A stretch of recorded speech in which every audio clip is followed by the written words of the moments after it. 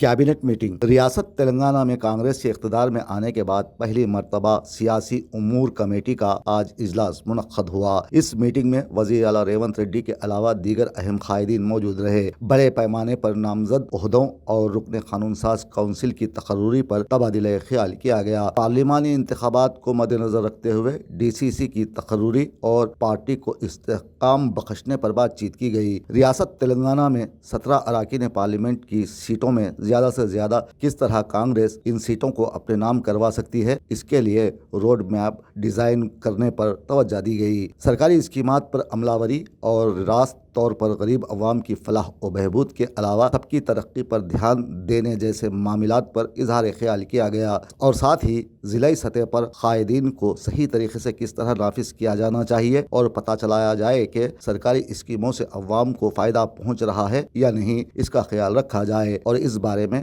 Party कायदीन चौकस रहें ताकि अवाम को इन स्कीमात से ज़्यादा फ़ायदा पहुँचाया जाए। वज़ीर आला रेवंत रेड्डी कल यानी 19 दिसंबर को दिल्ली के लिए रवाना हो रहे हैं। उम्मीद की जा रही है कि वो पार्टी हाईकमान के साथ काबीना की तौसी और नामजद ओहदों के मामले पर बात करेंगे। जैसे जैसे लोकसभा इंतखाबात करीब आते जा रहे हैं, रेवंत रेड्डी ओहदों की तकसीम के जरिए पार्टी को मजीद मुस्तहकम व फ़ाल बनाने में लगे हैं। अब लोकसभा इंतखाबात में अवाम कांग्रेस का कितना साथ देगी, ये देखना दिलचस्पी से खाली नहीं होगा।